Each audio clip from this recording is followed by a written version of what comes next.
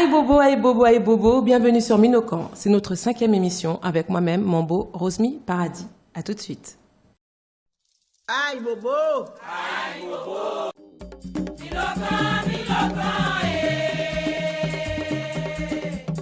Yavalou tous les snés, yavalou tous les morts, aussi au sequelo. Minokan,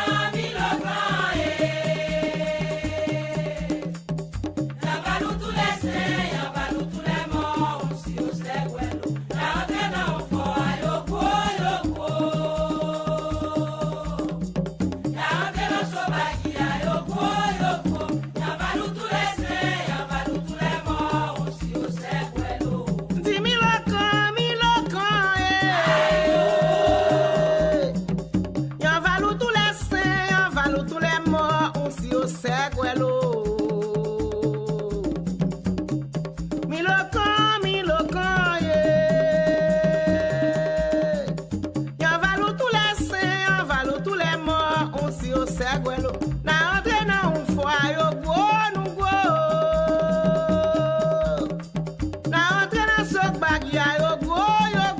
yavalou tous les snés, yavalou tous les morts, aussi au sequelo. Aïe Bobo dans la coua. Ce soir dans Minokan, un nouveau thème, un nouvel invité, de belles choses, de beaux partages que je vais vous proposer pour votre plus grand plaisir. Je tiens tout d'abord à remercier Estella Jewelry pour le prêt des tenues, des bijoux. Et vous pouvez la contacter au 07 53 67 51 97. Le numéro sera affiché à l'écran.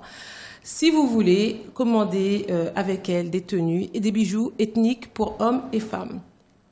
J'en profite pour remercier toutes les personnes qui ont suivi l'émission, la dernière émission, celle dans laquelle il y avait le professeur Pierre Nilon. Merci d'avoir été si nombreux à la partager, à la suivre. Merci pour tous vos compliments, vos encouragements. Et je suis très satisfaite que beaucoup d'entre vous, bon, la plupart d'entre vous, vous avez appris des nouvelles choses. Et pour ceux qui se recherchent, ça vous a conforté dans cette route de votre recherche à votre identité culturelle, spirituelle. Cette semaine, je vous propose un autre thème, un nouvel invité. Et c'est toujours pour vous aider, toujours pour vous éclairer sur ce chemin. C'est un long parcours qui est cette route de retour à votre identité, de votre retour à vous-même. C'est pour ça que Minokan est là. Minokan n'est pas une émission de débat. Ce n'est pas une émission de clash, ce n'est pas une émission de zin. C'est une émission de partage, une émission de transmission. C'est pour ça qu'on a fait ce cercle, ce vévet. Minokan, ça veut dire qu'on a tous notre place autour du bois sacré. On a tous notre place autour des ancêtres. On a tous notre place autour des divinités ancestrales. Aïe Bobo. Je vous remercie et je vous dis à tout de suite dans Minokan.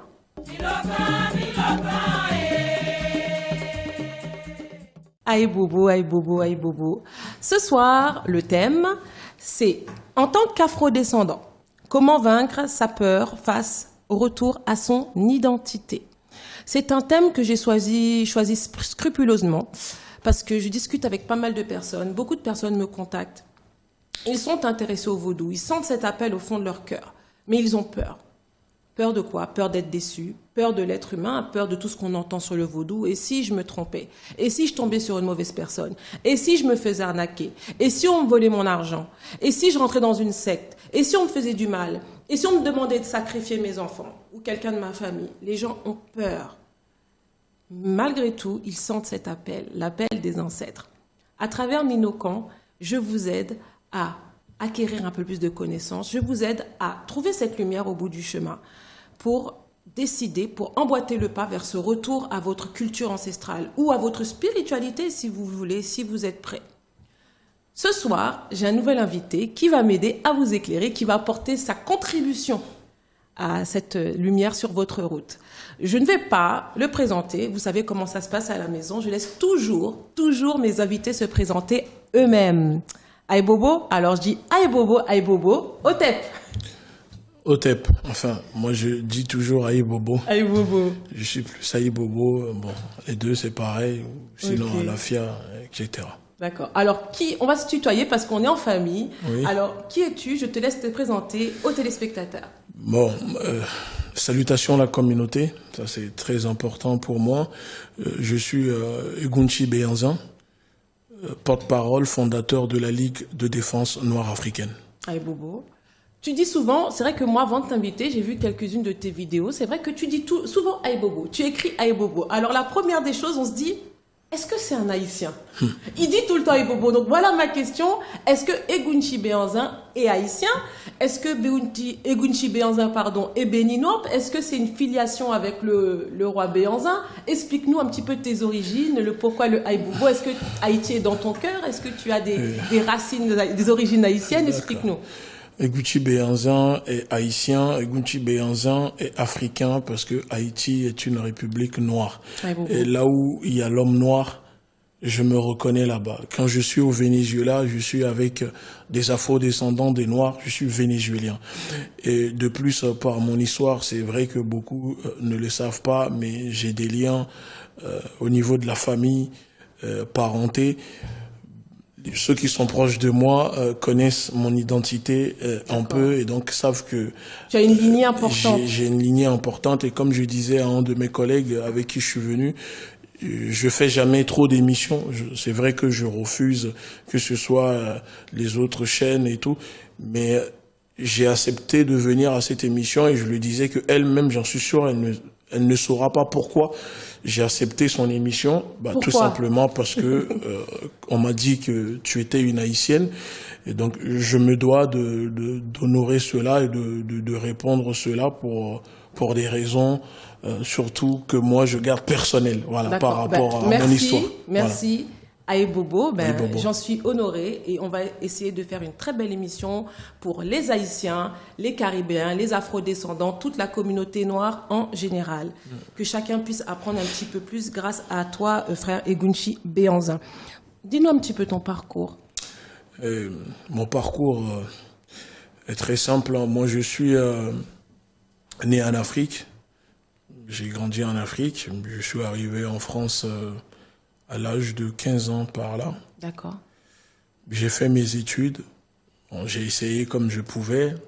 Entre-temps, comme tout jeune, on a fait des bêtises. On a eu un parcours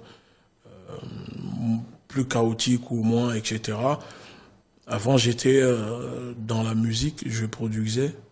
J'ai travaillé avec des artistes très connus aujourd'hui dans la scène rap français. Je vivais bien. Je gagnais bien ma vie.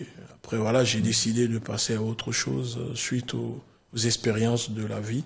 Donc, mon parcours, je dirais, ce qu'ils qualifient souvent de blédard.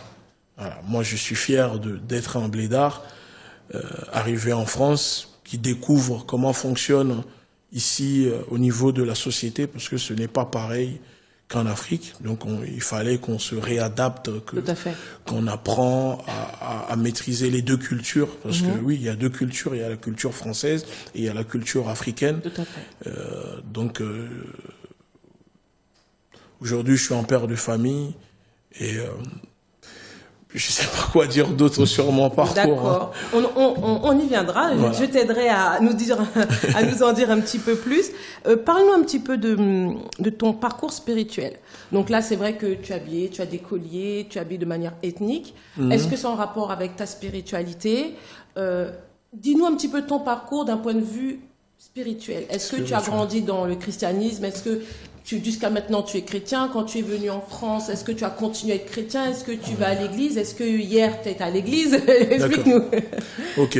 Bon, au niveau de la tenue, c'est tout simplement par rapport à ma lutte pour honorer d'où je viens, ce continent africain, parce que beaucoup de personnes nous demandent pourquoi la Ligue de défense noire africaine n'est pas la Ligue de défense noire. Et j'explique que le A de notre mouvement, c'est pour ramener les afro-descendants, pour dire peu importe où tu te trouves, nous sommes... Tu es noir. Voilà, oui. Tu es noir, nous sommes des Africains. Ensuite, moi, mon parcours spirituel, non, je ne suis pas arrivé en France en étant dans les religions emportées. Je suis ce qu'on appelle un Hunon. D'ailleurs, vous avez reçu une sœur à moi ici que je connais très bien. Donc moi, je suis un prince Hunon, ce qu'on appelle chez nous, c'est-à-dire un prince au vaudou, du part que ma mère est une très grande prêtresse vaudou. Donc moi, je suis... grâce à son éveil, à elle, ça fait que moi, je n'ai jamais été dans les religions. Elle t'a transmis directement. Voilà, ça a été exactement... tout jeune, j'ai été initié. À quel âge, si c'est pas indiscret? À 10 ans. D'accord. À 10 ans, j'ai été initié en même temps que ma mère quand elle est rentrée pour commencer ses débuts, parce que beaucoup de personnes pensent que la spiritualité africaine ou la religion vaudou, c'est quelque chose qui se fait, c'est un parcours qui se fait par téléphone, comme ces arnaques sur un... Non, en fait, c'est des années d'apprentissage. C'est comme au niveau de la Torah chez les Juifs, il faut 7 ans pour maîtriser réellement. Et je peux vous dire que dans le vaudou, c'est encore plus compliqué. Il y a énormément de choses. Donc, vous voyez, j'ai commencé tôt et ça permet de maîtriser les secrets, plein de choses. Donc, moi, j'ai vraiment eu la chance d'arriver là-dedans directement. Et donc, aujourd'hui, tu es un pratiquant du vaudou, en fait. Hein? Oui, aujourd'hui, moi, je suis un Hunon, je suis un Pédiga de Pétoleka, donc Etron-Mégan. En français, ça veut dire, excusez-moi, initie-moi un petit peu à la langue. Un Hunon, c'est ce que vous appelez prêtre. Ougan, voilà, Ougan. les Ougans, Hunon, Ougan, vous voyez, c'est ce que vous appelez prêtre, etc. Donc après, Pétoleka, c'est le nom de la divinité. D'accord. À travers laquelle tu as été initié. À travers laquelle. La divinité tutélaire. Voilà, en fait, voilà, j'ai plusieurs divinités, mais c'est la principale. C'est la principale. C'est ce que nous, on appelle un maître-tête chez nous. Voilà, en fait, donc chez nous, on a plusieurs divinités, mais il faut savoir que moi, je suis un enfant de Pétoleka, de Etron-Mégan.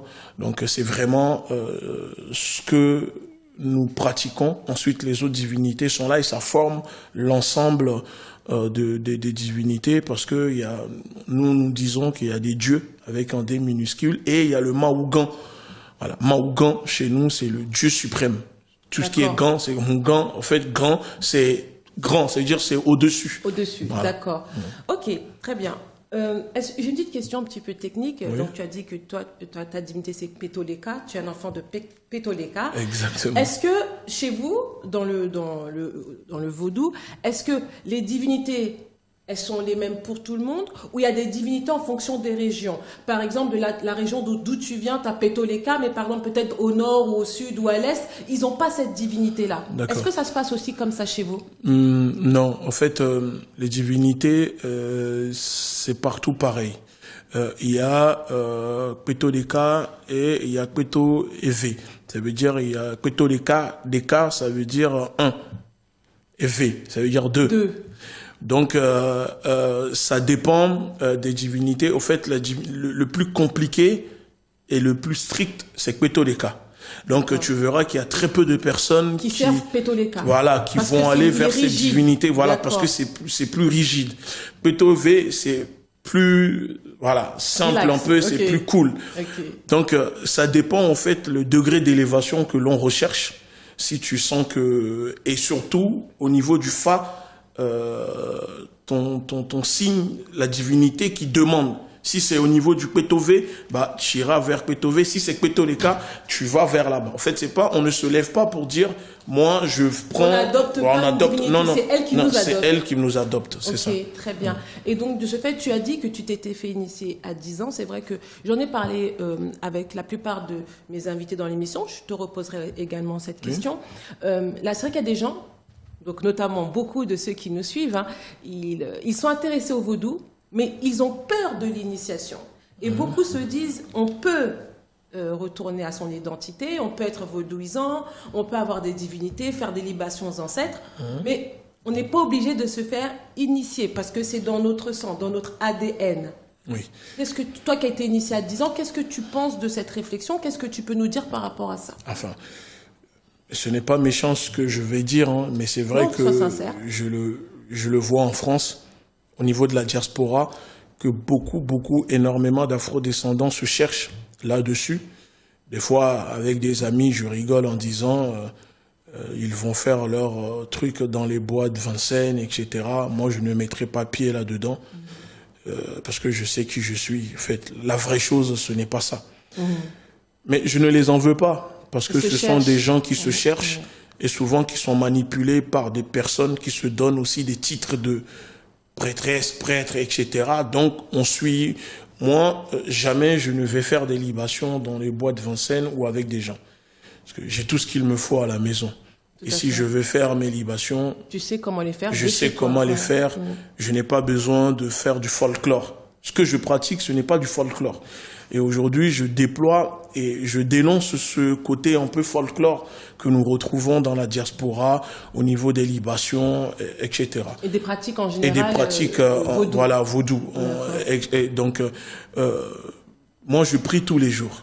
Je prie tous les jours, sauf le lundi et le vendredi, qui sont chez nous en tant que Petoleka les jours sacrés du repos pour les divinités. D'accord. Pour lundi, ceux qui sont sur la divinité Petoleka. Exactement. D'accord. Mais maintenant, par rapport à ceux qui veulent faire du vaudou, enfin, qui veulent être pratiquants du vaudou, mais sans se faire initier. Toi qui es né en Afrique, tu t'es fait initier. Donc on aurait pu dire, bah écoute, Egunchi Béanzin, il est né en Afrique, il n'a pas besoin de se faire initier. Et tu t'es quand même fait initier. Donc, c'est par rapport à ces gens-là qui se disent, qui sont afro-descendants, des fois même qui sont nés en France ou qui ont grandi ici, qui sont arrivés tout petits et qui se disent, ben non, on n'a pas besoin de se faire initier. D'accord.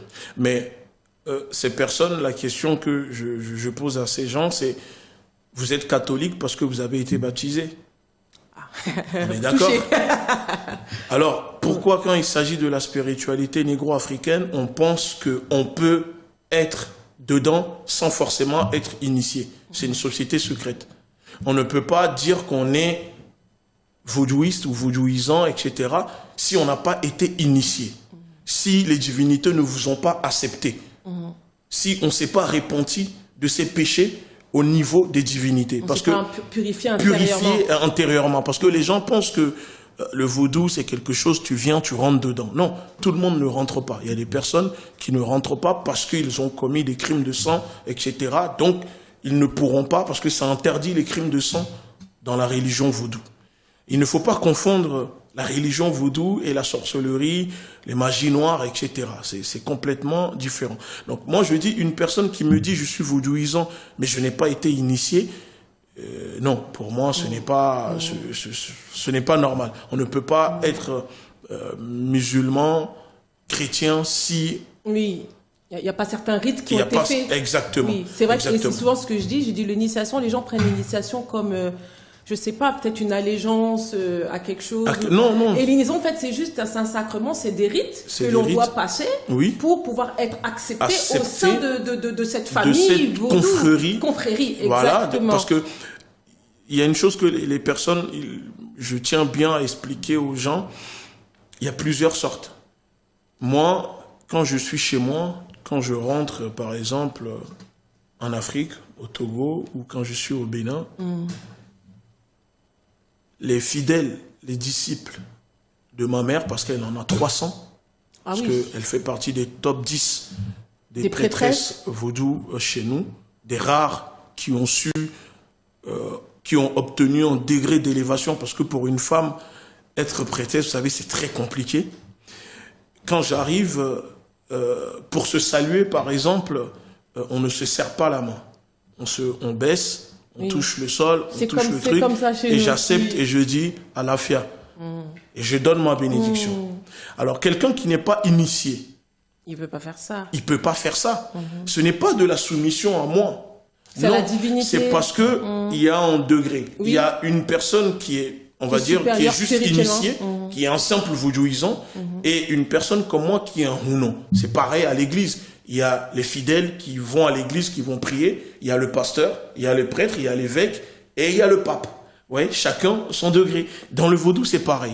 Donc, les gens souvent confondent, ils pensent que le fait qu'ils sont initiés, ça veut dire qu'ils sont Hunon ou qu'ils sont ça. Non, en fait, vous êtes juste un pratiquant. mais vous n'avez pas le degré, le niveau que un prêtre, un Hunon a, parce que le Hunon, il détient le secret, il sait comment parler aux divinités, comment réveiller. Toi, tu es juste une pratiquante. Donc, quand tu viens, c'est moi, je te fais la prière, c'est moi, je transmets tes prières aux divinités, parce que toi, tu ne peux pas t'adresser, accéder directement. Voilà. Et en fait, c'est ce que beaucoup ne comprennent pas. Les gens pensent que se faire initier, c'est qu'ils devront devenir automatiquement prêtres, prêtresse. Pas du tout. Quand on se fait initier, on devient un vaudouisant. Donc il y a certaines choses en tant que vaudouisant que vous pouvez faire vous-même. D'autres choses que vous ne pouvez pas faire vous-même. C'est ça. Et c'est pour ça qu'il y a beaucoup de personnes qui font l'amalgame entre la spiritualité vaudou et la religion vaudou. C'est un mot qui est très controversé. Les gens, ils disent non, le vaudou, c'est pas une spiritualité, c'est pas une religion, c'est une spiritualité. Mais à partir du moment qu'elle est codifiée, comme l'avait dit le professeur Pierre Nilon, la religion, c'est l'institutionnalisation de la spiritualité. Donc c'est comme si on l'organise. À partir du moment que tu peux avoir, par exemple, la LDNA, à partir du moment que c'est pas enregistré légalement, à partir du moment que t'as pas une structure, un bureau, un président, porte-parole, vice-président, trésorier, eh ben c'est rien du tout. C'est dans ta tête. Oui. Et là, du coup, faites ce que vous voulez. Mais à partir du moment que c'est enregistré, ok, on peut dire organisation, fondation ou association organise. On fait tout ça, c'est l'institutionnalisation des choses. Et c'est pour ça qu'on dit religion, pas qu'on fonctionne comme des religieux, mais c'est qu'on respecte certains paradigmes, on respecte certaines lois, certaines choses. Donc merci pour d'avoir éclairci ce point. Oui, vas-y. Juste pour compléter, parce que il y a ce qui est de la religion vaudou, la spiritualité vaudou, et ceux qui, chez nous, qui font du zoka. Zoka, c'est quoi? Ceux qui font du zoka, c'est ce que nous appelons, c'est-à-dire ceux qui utilisent des esprits pour faire du mal. Ah, d'accord. Et ça, nous les combattons. Ce sont des gens qui nous apprécient pas, parce que quand quelqu'un se fait attaquer par le zoka, on le ramène dans la maison vaudou pour le protéger.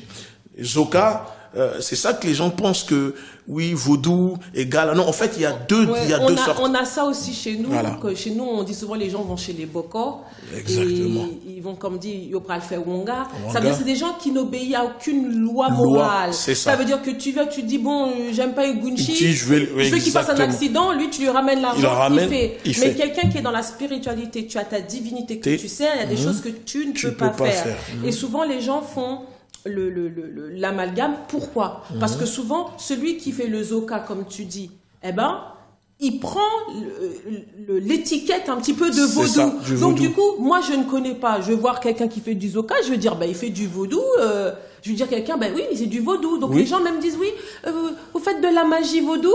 Donc, non, les gens ne comprennent pas. Non, parce que moi l'exemple que je donne est très simple. Oui. J'ai une voiture. Oui. Je tue quelqu'un avec. Est-ce que c'est la faute de la voiture ou moi qui conduis la voiture? Qui conduit la voiture, exactement. Donc, le zoka, ceux qui utilisent des divinités ou des esprits pour faire du mal, ce n'est pas la faute des esprits et des divinités. C'est la personne qui maîtrise ces divinités, qui les utilise pour faire du mal, sachant que de base, ce n'est pas pour faire du mal. Et ils n'utilisent pas les mêmes divinités que vous. Ils n'utilisent pas les mêmes divinités que nous. Ils n'utilisent pas Ptoléka, par exemple. Exactement. Voilà, c'est d'autres divinités. C'est d'autres divinités, parce que moi, par exemple, quand je suis au pays, des fois, on a des cérémonies à faire, c'est des fêtes où on invite tout le monde. Il y a des maîtres zoka qui viennent, qui veulent venir nous tester, nous les Hunon, nous les Pédigas de Pétondeka, ils veulent tester. En fait, pour eux, ils sont persuadés qu'ils peuvent tester. C'est pour ça que nous disons à toute personne initiée, pour obtenir une protection, il faut respecter, je dirais, au maximum les interdits. Parce que plus tu respectes les interdits, plus tu as une protection au niveau des divinités. Quelqu'un qui s'étonne de se faire attaquer par des gens qui font du zoka ou de la magie noire, mais en tant que vaudouiste, je lui dirais tout simplement, tu ne respectes pas du tout les autres. Il y a des choses que tu ne respectes pas. Et donc ça t'affaiblit. Et c'est par là que les gens prennent pour nous avoir. D'accord, très bien. Merci pour cet éclaircissement. Donc du coup, tu as répondu comment s'est fait ton réveil. Tu as dit que de par ta mère, en fait, elle t'a transmis cette spiritualité, et donc tu es un prince ou non.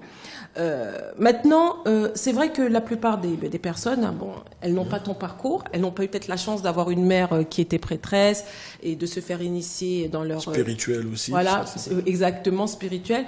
Et donc la plupart des afro-descendants, malheureusement, c'est le cas de le dire, c'est des gens ça a été également mon parcours, qui ont grandi dans l'église.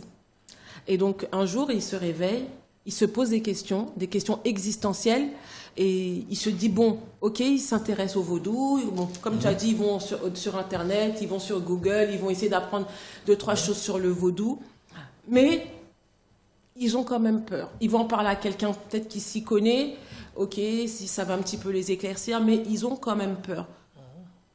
Toi, de par ton expérience, de par les gens que tu côtoies au quotidien, peut-être qui s'intéressent également au vaudou, comment tu peux quel conseil tu peux leur donner pour vaincre cette peur de retrouver leur véritable identité? Parce que c'est vrai qu'ils te disent, oui, mais moi, Jésus, mais souvent les gens me disent, mais Rosmy, pourquoi toi tu es vaudou? Qu'est-ce que ça t'apporte? J'ai dit, mais ça n'a rien à voir avec qu'est-ce que ça m'apporte.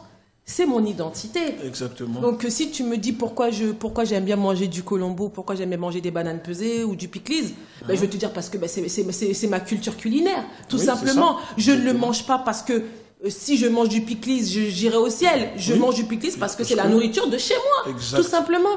Donc, il y a des gens qui ont peur de revenir à eux-mêmes. Ils ont peur de découvrir leur vraie couleur, donc ils s'éclaircissent un petit peu, et ils ont peur, s'ils arrêtent de s'éclaircir, là je fais la métaphore, ils ont peur qu'en arrêtant de s'éclaircir, de se rendre compte qu'ils sont un petit peu trop noirs. Qu'est-ce que tu peux dire aux gens qui ont peur de faire face à cette réalité culturelle et cette réalité spirituelle? Alors, ce que je peux dire aux gens qui ont peur, déjà, il ne faut pas avoir peur. Parce que avoir peur de pratiquer ce que mes ancêtres pratiquaient, est-ce que vous trouvez normal que on doit crier les ancêtres d'autrui pour espérer se faire écouter? Non. Le Jacob, Abraham, Matthieu n'étaient pas nos ancêtres. Tout à fait. Est-ce que ces personnages-là vont laisser leurs descendants à eux, les gens de leur race, s'occuper de nous, pour venir s'occuper de nous, alors que nous-mêmes, on a nos ancêtres que nous abandonnons, que nous laissons de côté? Moi, c'est ce que je réponds aux gens. Il ne faut pas avoir peur. On peut être chrétien, on peut être musulman, mais il ne faut pas être phagocyté du cerveau. Aujourd'hui, l'homme noir, l'Africain, est phagocyté du cerveau par la religion et n'a plus cette conscience pour réfléchir tout seul. Moi, je dis à mes amis qui sont chrétiens, musulmans, je ne vous interdis pas de l'être, mais venez découvrir ce que pratiquaient vos ancêtres. C'est pas parce que tu es musulman que tu n'as pas le droit d'aller découvrir ce que c'est que la religion vaudou, ce que c'est que le vaudouisme. Non, il faut être curieux. Et aujourd'hui, nous voyons que chez les autres, les occidentaux, qui sont eux-mêmes, qui pratiquent les mêmes religions que vous, eux n'ont pas peur de venir découvrir. Ah oui, ils vont au Bénin, ils vont au Togo, ils vont en Haïti, en Amazonie, pour découvrir. C'est pas parce qu'il vient aller visiter une maison vaudou qu'il va forcément s'initier, mais c'est la curiosité. Et donc, moi, je dis qu'il ne faut pas avoir peur. Il ne faut pas écouter les on-dit. C'est l'expérience qui fait la science. Il faut vaincre sa peur. Et pour vaincre cette peur, il faut l'affronter. Donc, il faut chercher à découvrir, à comprendre, à connaître. Et lire des livres, c'est bien. Mais vous savez, comme moi je dis, mon histoire m'a été transmise par des anciens chez nous qui nous transmettaient directement. Ce n'était pas à travers des livres. C'est une tradition orale. Oui. L'homme noir, contrairement par exemple aux peuples juifs qui ont une tradition orale et écrite, nous on est plus basé sur l'oral. C'est pour ça qu'il y a très peu d'écrits qui existent chez nous. Donc moi j'invite mes frères et sœurs afro-descendants à franchir le pas, à mettre la peur de côté. Si vous n'avez pas peur de vivre en France, un pays qui a esclavagisé, déporté, tué, violé vos ancêtres, Ce n'est pas découvrir ce que pratiquaient vos ancêtres qui doivent vous donner plus la peur que ce que vous fait la France ou ce que a pratiqué la France sur nous. Je suis désolé, on a plus de chances de mourir en voiture, en conduisant en voiture, que découvrir ou aller voir ce que c'est que la religion vaudou. Oui, mais c'est vrai, souvent, ils ont peur parce que, bon, moi, dans ma famille, il n'y a que moi qui suis vaudouisante. Ma famille côté maternelle, je suis la seule vaudouisante. Okay. Mais c'est vrai que, des fois, j'en parle avec ma petite sœur et elle me dit attention, nous, on croit au vaudou. Mais c'est parce qu'on sait que c'est mal qu'on veut pas y aller. Donc ça veut dire qu'ils veulent pas y aller parce qu'on leur fait croire, on leur enseigne que si tu vas dans une maison vaudou, si tu vas dans une cérémonie, il y a des démons qui vont rentrer dans ta vie. Donc en fait, quand ça dit que le christianisme, c'est la religion de la peur.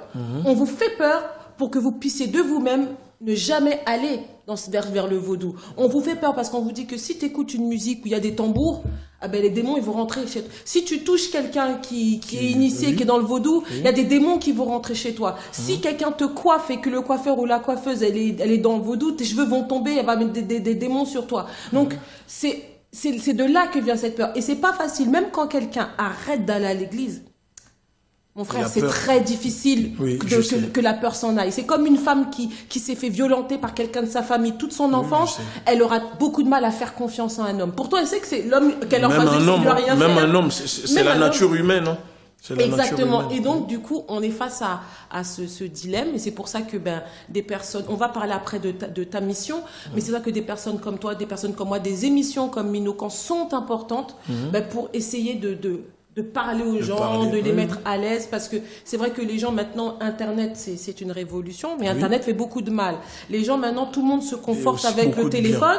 On veut apprendre une religion à travers un téléphone, on veut apprendre une spiritualité à travers un téléphone. Le téléphone ne fait pas tout, parce qu'il y a des vibrations, il y a des choses qu'on ressent quand on se met en connexion avec ses divinités, avec ses ancêtres. Le téléphone ne fait pas tout. Et toujours, je le dis toujours, tu t'es fait initier étant enfant, mais l'initiation, c'est pas une fin en soi. Tu as dû continuer ton apprentissage. Tu as dû continuer à faire des sacrifices de ton temps, des sacrifices physiques, des sacrifices de ta personne. Eh ben, c'est la même chose. À partir du moment que tu es derrière... Tout sauf sacrifice humain. Exactement. Mais c'est ça le sacrifice humain, c'est sacrifier de ta personne, de ton temps. Exactement. Et les gens qui sont derrière leur téléphone, pour moi, c'est pas un sacrifice. C'est pas un sacrifice. Et ces gens-là, ils veulent apprendre sans donner de leur temps. Et je se dis mettre toujours, à ton niveau. Exactement. Si tu veux avancer dans le vaudou et dans n'importe quelle spiritualité, il faut vraiment donner ta personne. Sinon, tu ne reçois pas. On va faire une courte pause et on revient tout de suite avec notre frère Egunchi Benzin, fondateur de la LDNA. Je le dis bien maintenant. À tout de suite.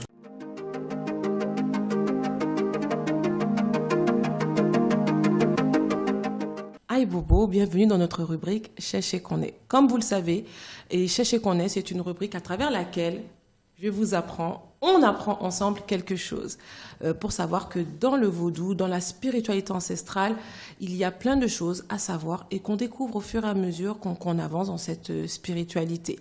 Cette semaine, on va parler du basilic. Vous le savez, on arrive bientôt en fin d'année et donc vous savez, dans la Caraïbe, et dans le vaudou, notamment en Haïti, on va rentrer en période de bain. Donc les bains de fin d'année, les bains de purification, les bains chance, on a aussi ce qu'on appelle les bains démarrage, on a aussi les bains Makaya. Donc il faut savoir que c'est vrai que dans le bain Makaya, c'est pas un bain chance. Ce n'est pas un bain de purification qu'on appelle notamment bain Guillon. C'est un bain, on va dire, démarrage. C'est un bain pour vous remembrer, pour revigorer votre corps astral, votre corps éthérique, pour vous donner cette protection, pour vous redonner un boost pour cette nouvelle année, pour refaire briller votre étoile, votre chance. Donc, souvent, on emploie la plante qui s'appelle basilic. On entend souvent cette plante, que ce soit dans l'art culinaire, que ce soit même dans la magie, que ce soit aussi dans les bains. On parle souvent du basilic. Mais qu'est-ce que le basilic? À quoi ça sert? D'où ça vient? Maintenant, vous savez, avec la déportation, avec l'immigration, avec la découverte de nouvelles terres, de nouvelles îles, tout a été importé, tout a été exporté. Donc, on trouve un petit peu des plantes originaires de certains pays qu'on retrouve dans la Caraïbe, mais elles ne sont pas forcément caribéennes. Ok? Donc, aujourd'hui, on parlera du basilic. Vous avez tous déjà vu cette plante verte, comme vous voyez à l'écran. On la trouve dans les Antilles, dans la Caraïbe, en Haïti, en Amérique du Sud. On la trouve aussi en Europe, mais d'où vient-elle? Donc, c'est une plante qui vient de la famille des Lamiacées. Ok, on la trouve, en général, elle est verte, mais aussi, on peut la trouver pourpre, donc un sorte de bordeaux rouge foncé. C'est une plante qui est originaire d'Asie du Sud, des Indes. C'est une plante qui est originaire également d'Afrique centrale. Quand vous allez ici, par exemple en Europe, en France notamment, vous allez chez l'alimentation exotique, notamment qui sont tenues par des Asiatiques, vous voyez, il y a du basilic thaïlandais et il y a le basilic traditionnel. Ils n'ont pas la même forme, mais ont à peu près le même goût. Eh bien, en Asie, c'est eux qui avaient le basilic. Et on trouve aussi le basilic en Afrique centrale. Le basilic a été exporté vers l'Égypte 2000 ans avant notre ère, donc 2000 ans avant Jésus-Christ. C'est au IIe siècle qu'on a commencé à faire venir le basilic en Europe, notamment en Italie, qui sont des très grands consommateurs de basilic. On a fait exporter le basilic vers les Amériques à la fin du IXe siècle. Donc vous voyez, c'est une plante à la base qui vient d'Afrique centrale et qui vient d'Asie du Sud. Cette plante a 1000 vertus, a plein de vertus. On l'appelle herbe royale. Pourquoi on l'appelle herbe royale? Parce que c'est une plante que l'on donnait en offrande à Bouddha, que les hindous offraient en offrande à Bouddha. Donc on lui donnait le nom de herbe royale. Mais c'est une plante, comme je dis, un petit peu flip-flap. Quand je dis flip-flap, qui veut dire qu'elle a deux pôles, positif, négatif, comme le clou de girofle. Le basilic, c'est une plante qu'on utilise beaucoup pour conjurer les mauvais sorts. Mais on va en revenir après. D'abord, je vais parler avec vous du côté médicinal, de la pharmacopée. Le basilic, c'est une plante qui est sous la dimension du feu. Ok? Ne me demandez pas pourquoi, il faut être vaudouisant. Comme dit le frère Béanzin, il faut se faire initier pour savoir certaines choses. Comme on sait que c'est la plante qui est sous la dimension du feu. C'est une plante qui a plein de vertus. Donc, elle peut soigner la toux. Elle peut soigner également la constipation, la diarrhée, la bronchite, les rhumatismes, les crampes d'estomac. C'est un tonique, c'est un antispasmodique également, un antiviral. Et on peut la prendre également en tisane parce qu'elle combat les nausées et les flatulences. Vous savez, aujourd'hui, avec la technologie, on a la possibilité d'utiliser les huiles essentielles. Toujours, je conseille aux gens d'utiliser des huiles essentielles bio, extraites à froid. Parce que vous pouvez utiliser quelques gouttes sur le charbon pour faire brûler et parfumer votre odeur. Parce que dans ces cas-là, elle est calmante et relaxante. C'est bien pour les gens qui ont du surmenage intellectuel, ça donne un effet relaxant. Maintenant, on va passer du côté spirituel. Quand on se sert du basilic, notamment dans les bains, spirituellement, en Afrique, je vous ai dit, dans certaines contrées d'Afrique, on utilise le basilic pour conjurer le mauvais sort, pour enlever un petit peu les mauvaises énergies, ce qu'on appelle chez nous le guillon, un peu la malchance, un peu la poisse. On l'utilise, on se lave avec, ou on le mélange à d'autres plantes pour se laver avec. Également, dans les îles, on utilise beaucoup le basilic. Quand je dis les îles, je parle de la Caraïbe, bien sûr. On utilise beaucoup le basilic pour attirer la sympathie. Ça harmonise, ça vous attire la sympathie des gens. On l'utilise beaucoup dans le couple également. Quand on fait des bains dans le couple, donc vous savez, il y a des choses qu'on ne va pas tout dire là parce qu'il faut quand même être dans la spiritualité. Mais on utilise le basilic, ça harmonise les relations de couple. Ça apporte la chance et la prospérité financière. Je conseille souvent aux gens, quand vous êtes un peu stressé, quand vous êtes surmené intellectuellement, vous mettez toujours un verre d'eau sur votre table de chevet et mettez 2 branches de basilic. Ça vous permet de détendre l'ambiance de votre chambre et ça purifie votre atmosphère également et ça vous permet d'être moins surmené intellectuellement. Donc la charge d'énergie est plus légère et surtout prenez du thé. Voilà, c'était tout pour le basilic. Je vous dis aïe bobo, on revient tout de suite avec la suite de notre émission.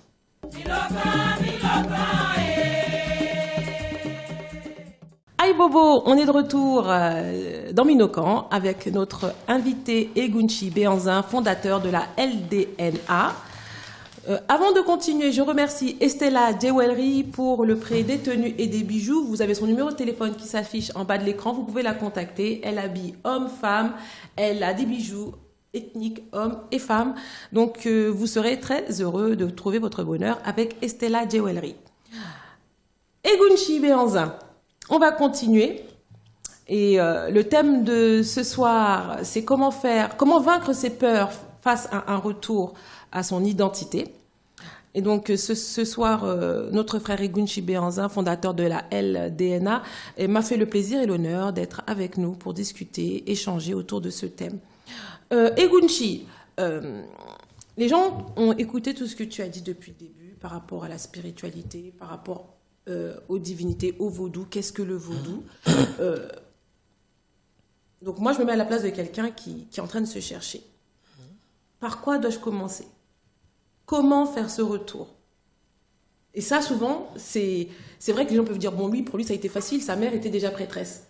Mais maintenant, pour quelqu'un qui n'a pas ses parents qui sont dans le vaudou, quelqu'un, même ses parents, ils vont à l'église, quelqu'un qui se cherche, mais qui n'a pas de repère, par quoi il peut commencer? Comment faire? Qu'est-ce que tu peux lui conseiller? Quels sont les premiers gestes de secours, on va dire? Ce que je peux dire, c'est comment est-ce qu'on peut renier ses parents et trouver la paix? Comment un enfant peut renier ses origines et être heureux? Même la science n'arrive pas à résoudre ce mystère parce que vous voyez, même les enfants éprouvettes, quand ils sont adultes, cherchent à renouer des liens avec leurs parents biologiques. Tout à fait. Moi, ce que je conseille à ces frères et sœurs afro-descendants qui veulent faire un retour aux sources, de ne pas se poser trop de questions. Ah oui, ça c'est... Il ne faut pas... Parce que, bon, je sais que les gens vont encore me critiquer plus tard, parce que je dis que nous, l'homme noir, nous réfléchissons beaucoup, mais nous ne posons pas des solutions, des actes. Je ne dis pas que réfléchir, ce n'est pas bien. Un corps a besoin, un cerveau, c'est fait pour réfléchir. Mais le problème, c'est que nous réfléchissons tellement que ça nous prend 95% de notre temps et de notre énergie. Et de notre énergie, et finalement, à la fin, on ne produit rien de tout cela. Donc, moi, je dis aux personnes qui veulent faire un retour à la source, si réellement ça les tente, ils peuvent d'abord m'écrire. Certes, je n'aurai pas le temps. On va voir après par rapport à ce que tu proposes, oui. Mais il faut qu'ils franchissent le pas en allant directement à la source. Et c'est là où je dis, soit faire des voyages pour découvrir.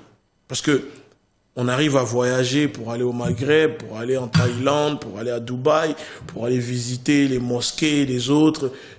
Voilà, il faut voyager dans les pays où cette religion, ces choses sont pratiquées, pour d'abord faire le premier pas et franchir, s'il faut, ensuite réellement le pas pour s'initier. Parce que on le voit chez les autres. Ceux qui sont conquérants, par exemple, je prends toujours l'exemple, les conquérants, il arrive toujours avec un sac à dos. Il vient pour visiter ton pays, pour voir comment ça se passe. Il finit, il repart et il revient avec sa famille, toute une armée, voilà, pour maintenant envahir ton pays. Donc, moi, je pense que pour faire ce retour à la source, il faut voyager. Il faut découvrir. Ne pas avoir peur de venir dans les cérémonies, voilà, de venir assister à des choses. Il ne faut pas avoir peur. Il faut faire des recherches. Une fois qu'on a les recherches sur Internet, il faut maintenant passer aux pratiques. À l'étape supérieure. À l'étape supérieure. Oui. Il ne faut pas se poser trop de questions. Moi, je dis toujours que la peur ne résout pas les problèmes. Tu as eu affaire à des gens qui étaient intéressés au vaudou, mais qui avaient très peur? Oui, j'ai eu affaire à des gens qui, au départ, avaient très peur. Et j'ai pris le temps de parler avec eux. Déjà, quand j'ai fini par expliquer c'est quoi le vaudou et c'est quoi le zoka, c'est-à-dire la magie noire, en fait, c'est comme si je venais d'éclairer dans la tête de ces personnes. Ah, ils m'ont dit, ah, d'accord. Tu me rassures. Voilà, tu me rassures. Et tu l'as dit au début parce que beaucoup de personnes pensent que le vaudou, c'est sacrifier ses enfants. Non, en fait. Et il faut expliquer aux gens que moi, en tant que pratiquant, en tant que vaudouisant, en tant que vaudouiste, quand je vais prier, je prie avec du cola. Je dis, voilà, j'ai un projet. Si à la fin de l'année, mon projet se réalise, je reviens vers les ancêtres, je vous offre du cola, de l'alcool, de ça. Mais il n'y a pas c'est comme tu vas à l'église, tu pries Jésus, tu dis, voilà, Jésus, aide-moi. Si mon salaire, on augmente mon salaire, je viens, je te donne 10% de mon salaire. En fait, c'est la même chose. C'est juste qu'ils ont pris ce que nous, à la base, l'originalité, c'est nous. Les religions les ont détournés et ils en font aujourd'hui ce que nous voyons. Donc, moi, j'invite vraiment les frères à franchir le pas, mais dans la douceur. C'est comme quand tu fais la cour à une femme, tu y vas, mais vraiment, tu prends ton temps, c'est la même chose. Il ne faut pas avoir peur. Et le retour à la source, pour moi, ça se fera naturellement. Il ne faut pas forcer les gens. Surtout, dans le vaudou, on ne force pas les gens.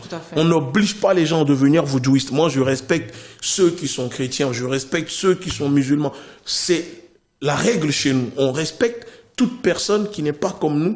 On doit le respecter. Parce qu'il faut qu'ils comprennent que même le Vatican, si je ne me trompe pas, en 1964, a reconnu le vaudou et a fait la paix avec le vaudou. Oui. Vous comprenez? Parce qu'à un moment, le Vatican diabolisait beaucoup. Oui, il a reconnu le vaudou comme une religion. Comme une religion à part entière. Oui. Voilà. Et quand vous allez au Vatican, il y a une pièce, c'est que des vaudous dedans. Moi, j'ai un oncle qui a travaillé là-bas, donc je sais, ils le savent. Ils ont pris beaucoup de nos divinités en Afrique. Oui, beaucoup de nos pratiques. Beaucoup de nos pratiques, voilà. Donc, vraiment, je dis aux gens de franchir le pas, mais en douceur, de ne pas se forcer. Et si ce n'est pas pour vous, alors attendez. Et surtout, il faut se dire que c'est les ancêtres qui viendront vous chercher. Et quand les ancêtres viennent vous chercher, par contre là, vous ne pouvez pas l'éviter, même si tu es millionnaire, soit tu retournes vers les ancêtres ou tu vas tout perdre. Quand les ancêtres te désignent, tu ne peux pas échapper. Il y a des gens des fois qui sont plus en paix, en fait, ils sont tourmentés parce que ça les obsède. Exactement. Voilà. Et parce qu'ils veulent pas, mais de l'autre côté, ils sentent que c'est comme si ça t'appelle. Ça t'appelle, voilà. Et donc quand tu sens l'appel de tes ancêtres pour se reconnecter à tes ancêtres, il faut franchir le pas. Moi, aujourd'hui, je suis en paix avec moi-même. Mes proches, les gens qui sont autour de moi me disent tout le temps, mais pourquoi tu ne réagis pas? Les gens t'attaquent, lui, il te veut du mal. Je dis, tu sais...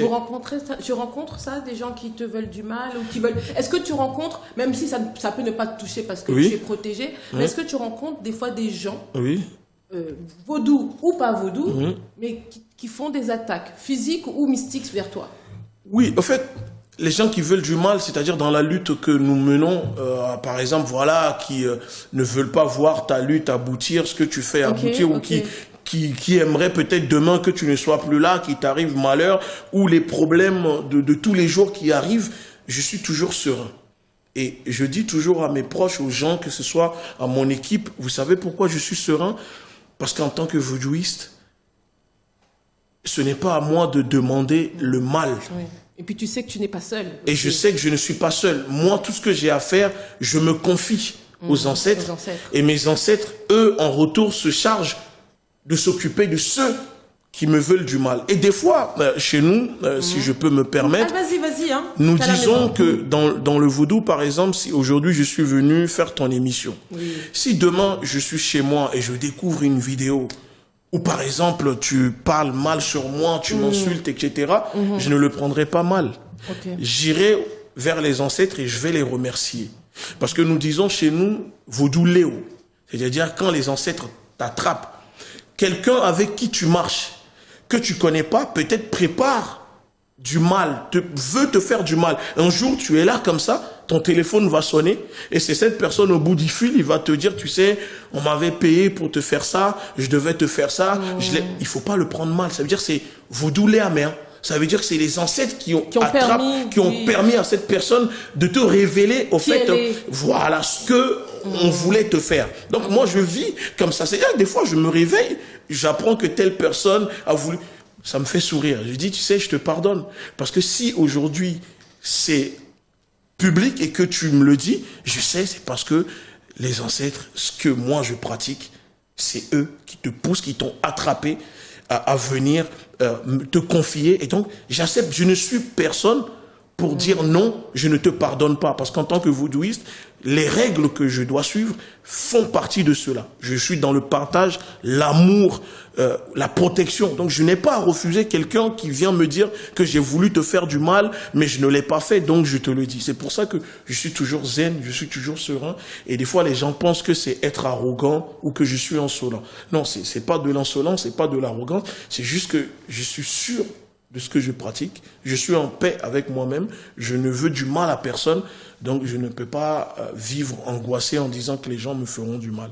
D'accord, merci. Aïbobo. Aïbobo.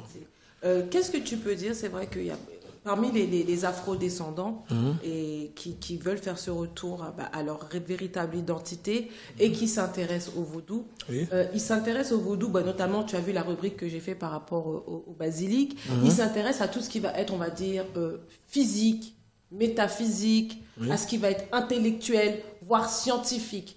Mais ils veulent prendre que cet aspect-là. Donc nos ancêtres, ils étaient forts, ils étaient intelligents, ils ont fait les pyramides, ils ont fait ci, ils ont fait ça. Ils savaient manier la pierre, ils savaient manier le fer, ils ont pu faire avec le verre, ils ont fait des perles de verre, ils ont fait des colliers, ils pouvaient tout faire.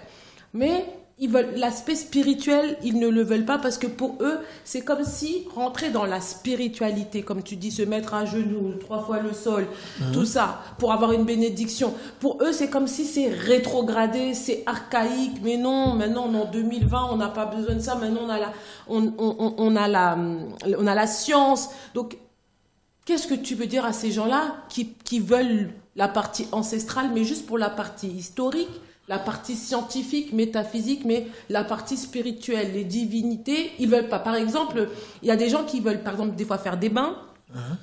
Donc, c'est vrai que je n'ai même pas pensé à te poser la question. Vous faites des bains aussi, je crois, chez vous. Si je dois te répondre, je te dirais que la première des choses, quand on faute au niveau des interdictions, c'est avec le bain qu'on se purifie, avec les herbes, pour se purifier de ce qu'on vient de faire, qu'on n'a pas le droit de faire. Rassure-toi, je te dis, c'est la même chose. Au niveau annuel, est-ce que vous avez des rites annuels où vous prenez des bains de protection ou des bains de chance, des bains pour... si tu as un projet, tu peux faire ta prière à tes ancêtres. Et par exemple, tu vas prendre un bain, ta mère, ou peut-être toi-même, tu sais que telle feuille, c'est bon, tu vas faire ça pour attirer... Est-ce que vous avez des choses comme ça? Oui, on a des choses comme ça tout au long de l'année. C'est tous les jours. Par exemple, demain, à Révessi, qui est ma mère biologique et spirituelle, je peux aller la voir, dire je veux un bain parce que j'ai fait ça, je ne devais pas le faire, ou parce que j'ai envie et je fais le bain. Mais chaque année, il y a la grande cérémonie que nous faisons pour les divinités, pour les ancêtres, que nous appelons Milatropeta. C'est-à-dire, ça veut dire que on va faire la cérémonie où là on remercie les ancêtres, les divinités de tout ce que comme une action de grâce. De grâce de l'année. Et là, on invite tous les hounons, les prêtres, les prêtresses. C'est vraiment une cérémonie qui dure pendant 2, 3, 4, 5 jours. Ça dépend du budget que vous avez, où ça chante. Les divinités viennent s'exprimer à travers les... Donc, c'est vraiment, au fait, ça, c'est la fête annuaire. Annuaire. Et il y a des bains pendant cette fête? Et il y a des bains pendant les cérémonies, pendant les offrandes. Il y a des bains que nous faisons.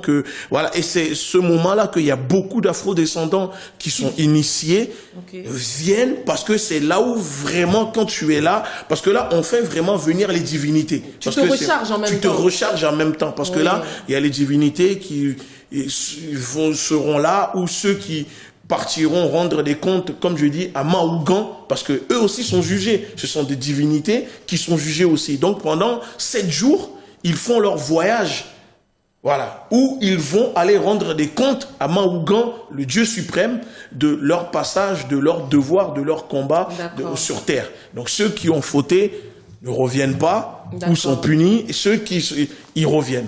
Voilà, donc ça c'est chaque année c'est comme ça. D'accord, très bien. Oui. Nous, on a un petit peu ce rituel-là, en fait, ce genre de fête-là, qu'on célèbre Makaya chaque fin d'année, où c'est des rituels. Et donc, aussi, il y a les bains et les divinités viennent, voilà. on donne les protections, on réchauffe les protections. Et c'est vrai que c'est intéressant, c'est important d'assister à ce genre de cérémonie avant le passage à la nouvelle année. Et donc, la prochaine cérémonie, d'ailleurs, c'est au mois d'octobre.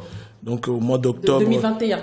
Non, de 2021, exactement. Oui, 2021. De 2021, parce que c'est là, on s'est déjà passé, où les gens, les afro-descendants qui sont initiés par ma mère spirituelle, descendront tous là-bas pour faire cette fête et surtout faire lever leurs promesses qu'ils ont fait aux divinités. C'est le moment de les accomplir. Voilà, c'est le moment d'accomplir tout ce que vous avez demandé et que vous l'avez reçu, par exemple, la santé pour soi, pour ses enfants, au niveau des examens de ses enfants, le travail. Donc, au fait, voilà, si tu as promis de venir donner 100 € aux ancêtres en achetant de la viande, des moutons, des trucs, ou faire, bah, au fait, tu reviens et offrir cela. Si on ne va pas te forcer si tu ne veux pas le faire. Sûr. Mais attention. C'est ta promesse avec les divinités. Les divinités. Le retour, tu l'auras si tu ne veux pas tenir ta promesse. Donc c'est exactement ça. D'accord. En fait, donc du coup, c'est très bien. Merci d'avoir répondu à ce petit point très important. Et donc, du coup, il y a des gens qui veulent faire les bains.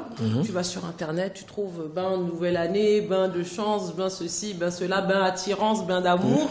Et ils veulent faire le bain. Mais tu vas leur dire... tu vas allumer une bougie et il faut que tu pries tes ancêtres.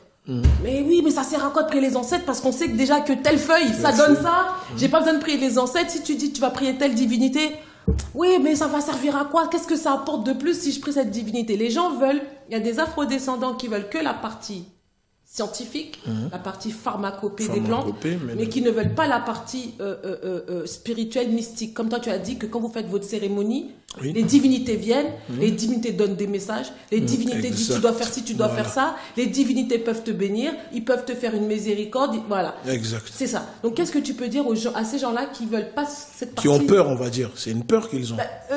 Je sais pas si c'est une peur ou ils sentent que c'est retournant en arrière. Parce que tu sais, quand tu vas à l'église, t'es en costume. Et là, maintenant, tu vas me dire de danser les pieds à terre, de me rouler par terre. Les gens, peut-être ça... Mais c'est ce qu'ils font, pourtant. Mais je suis désolé, là, t'as pris l'exemple où ils le font le plus. C'est à l'église, ça danse pieds nus, ça roule par terre, ça saute, ça fait... Mais c'est vraiment là-dedans qu'ils le font. C'est à l'église. Donc, c'est comme si c'est l'église bis, en fait. C'est comme voilà, si, mais sauf que, au fait, ils veulent, comme tu dis, prendre ce qui seulement les intéresse. Le reste, ils veulent le laisser. Alors, à ces personnes, moi, je réponds, ne venez plus vous plaindre dans ce cas sur les réseaux pour dire, pourquoi il y a des blancs qui vont se faire initier? Pourquoi? Si vous abandonnez... Je le dis souvent. Si vous abandonnez ce qui est à vous, ce que vos ancêtres vous ont laissé, ne venez pas vous plaindre que les autres viennent s'initier. Moi, je dis qu'en tant que non, en tant que vaudouiste, je n'ai pas à refuser si une personne qui vient me voir, qui n'est pas noire. Tu m'as volé la question de la parole de la bouche. J'allais te demander, parce que moi, j'ai mon opinion. D'ailleurs, il faut que je fasse une émission spécialement sur ça, les blancs dans le vaudou. Oui. Parce que c'est une grosse pomme de discorde. Certains disent non, les blancs, ils n'ont rien à faire dans le vaudou. D'autres disent pourquoi pas. Et c'est vrai que moi, j'ai mon opinion que je donnerai après. Mais toi, que penses-tu? Est-ce que tu penses, par exemple, Ptoleka ou Evioso ou Elegba ou peu importe d'autres divinités du vaudou, est-ce que tu penses que ces divinités-là n'aiment pas les blancs? Ou si un blanc est intéressé de venir, Egunshi, j'aimerais bien, j'ai des problèmes de famille ou de santé, j'aimerais bien venir chez toi pour que ta maman m'emmène voir une divinité, que je puisse faire une promesse. Est-ce que cette divinité, sous prétexte que cette personne est blanche, va la rejeter? Alors, d'abord, nous les deux, parce que tu as cité des noms de divinités que nous, avant de les citer, nous disons toujours Et nous les dos, parce que quand nous on les cite, voilà, c'est quand on cite ces divinités, c'est très important de leur donner d'abord le respect. D'accord. Pour dire que c'est pas un manque de respect, Ok. le fait de les citer comme ça, parce que tu as cité Rebieso, qui est, je pense que tu connais. Oui. Voilà, Papa Legba, Et- ou Sakbate, Edan, etc. Comme je dis, dans le vaudou, il n'y a pas la couleur. Moi, c'est en France que je suis arrivé. De base, je n'ai pas la haine. C'est là, en France qu'on m'a appris La haine, aïe bobo. Vous comprenez? Je ne connaissais pas la couleur. C'est en France qu'on m'a appris ce que c'est que la couleur. Et je pense qu'on se comprend. Tout à fait. Voilà. Donc, quelqu'un qui vient me voir pour me dire je veux m'intéresser au vaudou, mais il n'est pas noir. Je ne suis personne pour lui dire je refuse parce que tu n'es pas noir. Non. Ce n'est pas mon rôle. Je ne suis C'est le personne. rôle de la divinité. C'est le rôle de la divinité. Oui. C'est à la divinité de décider une fois le processus avant l'initiation, parce que on ne vient pas s'initier comme ça. Il y a un processus. Il faut passer des étapes, Des étapes de avant, préparation. de préparation, Aïe bobo. pour être sûr que ça va le faire, etc. Donc, chez nous, nous disons, nous sommes les enfants des troncs mégans. Ça veut dire que l'objectif des troncs mégans, on ne peut pas renier ses enfants. Un blanc qui veut revenir à la spiritualité ou qui veut venir dans la religion vaudou, les blancs sont des descendants des Africains. Est-ce que nous devons chasser toute personne qui revient à la source, qui décide de revenir à la source? Parce que oui, il est blanc, mais c'est un afrodescendant. Un blanc est un afrodescendant. Parce qu'il descend de l'homme africain. Tout à fait. Est-ce que nous devons, nous, en tant qu'humains, dire non, toi tu es blanc, tu ne peux pas venir dans notre religion, alors que lui, sa religion, vous êtes les premiers vous-même à le propager dans le monde. Oui. Donc vous prenez leur religion, vous les propagez, vous glorifiez, vous dansez, vous donnez 10% de vos roulez par salaires, terre. vous roulez par terre, vous faites tout.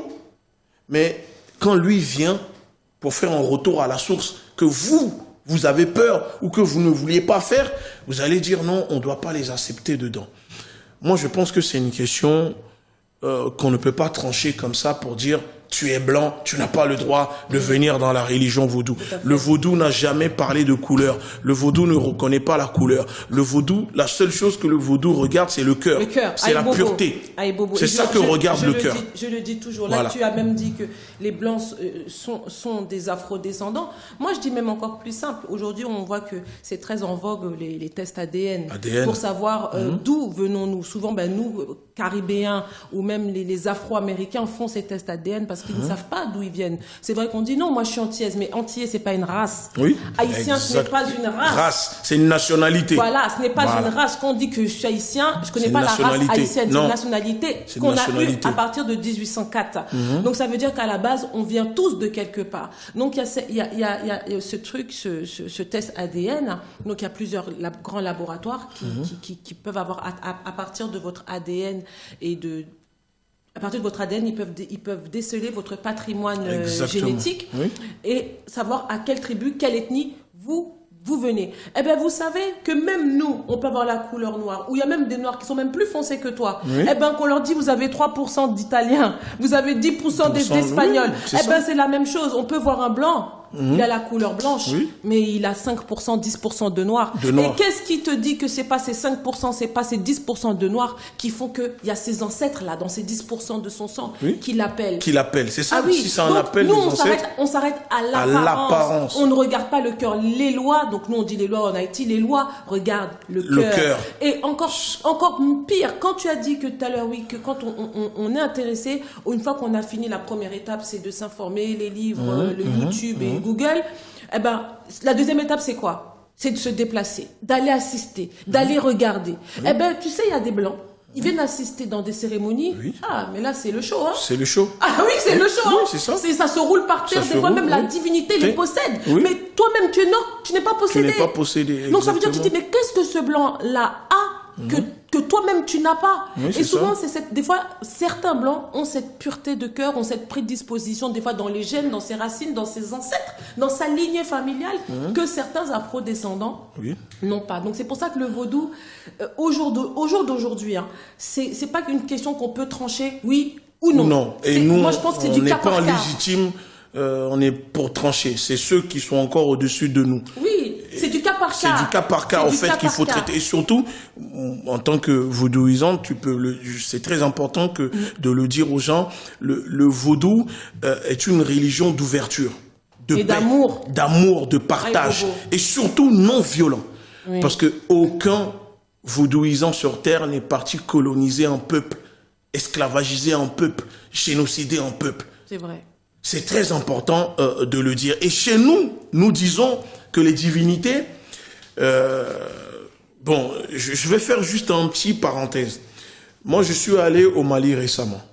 Chaque enfant que je croisais dehors, ou même les fous qui me demandaient de l'argent, je donnais, j'achetais des bananes, j'achetais des fruits, je donnais toujours. Ouais, tu fais la charité. Et la personne qui m'accompagnait me dit, mais pourquoi tu donnes à tous ces enfants, on les connaît, ne calcule pas. Je dis, écoute, je suis un vaudouisant, je suis un vaudouiste. Chez nous, les divinités peuvent prendre l'apparence... Ah oui, d'un mendiant. D'un fou, d'un humain, pour te tester. Pour te tester. Pour voir si tu obéis, si tu pratiques, si tu mets en exerce, si tu mets l'apprentissage, ce que normalement tu es sans. C'est-à-dire l'amour, le partage, cette moralité. Donc moi, quand je vois ce gamin venir me tendre la main, je ne sais pas si c'est un humain, si c'est un gamin ou si c'est un esprit qui vient, qui veut me tester parce que peut-être il y a un bonheur qui m'attend que je donne. Même si j'ai 100 francs CFA, c'est tout ce que je possède pour manger, je vais le donner en offrande parce que je sais qu'en donnant, je vais recevoir le double. Voilà comment nous, on fonctionne.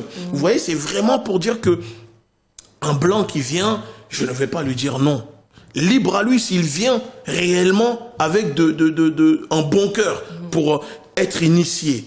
S'il ne vient pas avec un bon cœur, il subira les conséquences lui-même. Oui. Il subira les conséquences. Ça, c'est sûr qu'il subira les conséquences. Maintenant, si nous-mêmes nous abandonnons notre spiritualité, nos cultes, etc., et que les autres viennent pour les prendre, je suis désolé, on n'a pas à pleurer.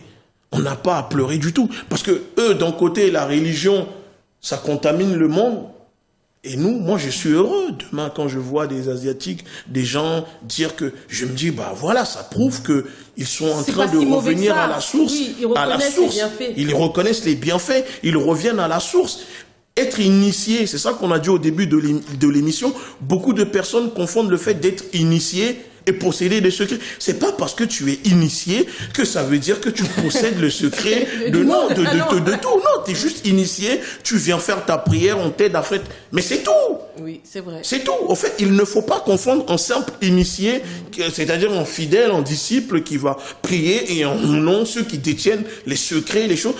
Il y a des choses que nous-mêmes, dans ma famille, ma mère spirituelle, qui est ma mère biologique, jusqu'à présent... Elle t'a pas dit? Elle ne m'a pas dit, elle ne me transmet pas. C'est ça, parce qu'en fait aussi, même quand on est initié, même quand on est prêtre ou prêtresse, ce qu'on appelle, il y a aussi, l'initiation ou même la prêtrise, c'est une route, c'est pas une porte. Ça veut dire que demain tu peux te marier, ta mère elle te donne certains conseils en tant que nouveau marié, mais elle va pas tout te dire. C'est quand tu vas commencer à passer des épreuves, elle va te dire mon fils viens t'asseoir. Tu vois ça? Voilà comment il faut agir, comment il faut agir. Quand tu auras peut-être 20 ans de mariage, elle te dira encore autre chose. En fonction des étapes que tu vas traverser, elle va savoir que tu es prête à recevoir tel enseignement. Eh bien c'est pareil. Oui. Tu viens d'être initié ou tu viens d'être sacré prêtre ou prêtresse, c'est pas tout, on te dit, parce que les gens, on te teste aussi pour savoir est-ce que tu voulais juste être prêtresse, être prête et puis faire du n'importe quoi. On attend, des fois même c'est la divinité qui va lui révéler, de te dire bon, maintenant donne-lui ça, maintenant dis-lui ça. C'est ça. C'est comme ça. Et les gens ne comprennent pas. Et c'est vrai que faut pas aller en vouloir parce qu'ils ne sont pas dedans, ils ne peuvent pas comprendre. On va dire c'est la colonisation mentale, spirituelle également, qui a fait tout ça. Et c'est pour ça que je dis que je peux te parler d'un restaurant. Je peux tout te dire, c'est bon, c'est ci, c'est ça. Mais tant que toi-même tu ne vas pas goûter, tu ne sauras pas. Tu ne sauras jamais. Et surtout le vaudou, c'est une famille. Moi, je vais en Haïti. Toute personne qui est voodooisant, je lui dis que je suis voodooisant. Je sors le nom de ma divinité. Il doit m'ouvrir sa porte. Oui. Il doit partager avec moi. Parce qu'il y a aussi, il y a aussi une autre sœur à toi aussi qui était là, qui disait à peu près la même chose. C'est quand on a ce respect de cette spiritualité. Oui. Et c'est vrai qu'aujourd'hui, donc là je parle dans un cadre général, le vaudou a beaucoup de problèmes. Beaucoup de vaudouisants ne respectent pas. Voilà. Et donc, du coup, ça nous donne encore plus de travail, oui, ça. plus de problèmes. Ça veut dire que normalement, dès que tu me dis que tu es l'enfant de telle divinité, je dois savoir que, ok, c'est respect. Oui, exactement. Ou pareil. Donc, quand tu sais que tu as affaire à une prêtresse ou un prêtre, il y a un certain respect. Il y a un certain respect, c'est ça. Mais on ne l'a plus parce que souvent, ceux mêmes qui se disent vaudouisants, des fois même eux-mêmes, ils ne se respectent pas. Je vais donner un exemple. Parmi les disciples de ma mère, il y a des Européens qui sont ici en France. Il y a aussi des Afro-descendants. Moi, en tant que Hunon, quand je vois ces personnes qui sont européens pour me saluer, ils baissent la tête, ils touchent le sol, et comme je t'ai dit, je le dis à Lafia, ils se lèvent. Mais quand je vois les Afro-descendants, ils ne le font pas. Ah oui. Pour lui, c'est comme si il y a des règles. Il est comme toi. Pour lui, il est comme moi. Il ne comprend pas pourquoi il me voit. Il pense qu'il est plus âgé que moi. Je dis, dans le vaudou, c'est pas l'âge. C'est pas l'âge. C'est pas l'âge dans le vaudou. C'est-à-dire, je sais les choses que tu... C'est pas l'âge, c'est pas le sexe. C'est pas le sexe qui compte, au fait. Oui. C'est-à-dire, même en enfant, moi, au niveau de chez nous, il y a des enfants en qui, moi-même, en tant que Rounon, je me baisse pour le saluer parce que cet enfant, on nous dit, c'est la représentation de telle divinité. Donc, qu'il soit enfant, vieux, même les chiens, même les animaux, on se baisse pour leur dire bonjour.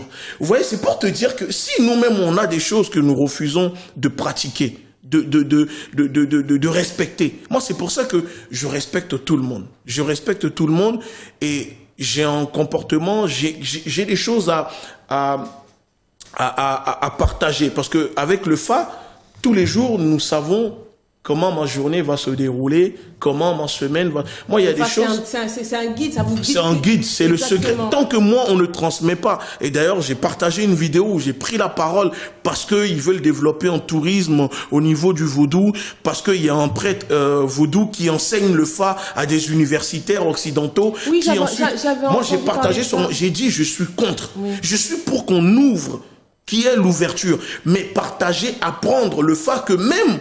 Les locaux, les Africains eux-mêmes, ils apprennent pas parce que tellement c'est quelque chose de très fermé. C'est-à-dire même nous les Hunon, le fa, on ne les maîtrise pas. C'est des gens, des fois, exprès, qui maîtrisent, qui font que ça. Donc le fa, c'est tout ce que nous avons aujourd'hui comme protection. C'est avec ça qu'on sait que demain, il va se passer ça. Il faut anticiper. Moi, des fois, on m'appelle le matin, on me dit, on vient de faire le fa, on a vu aujourd'hui qu'on t'a vu faire un accident. Ça ne veut pas dire que là, je sors, je fais un accident. Ça veut dire qu'on me transmet déjà les choses qui sont en train d'arriver et ce que je dois faire pour anticiper cela. Et les gens qui sont autour de moi le voient des fois. Moi, je reçois les infos, je dis, les gars, aujourd'hui, on m'a dit ça, on a une action à faire, on ne le fait pas parce que ça va se passer. Ah, qu'est-ce que tu racontes? Et on est là, ils allument la télé. Mais comment tu sais? Je dis, parce que vous pouvez pas comprendre. J'ai le fa.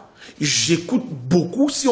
Moi, demain, au niveau du fa, ça pose même des fois des problèmes au niveau de ma vie privée, voilà, au niveau des relations, etc.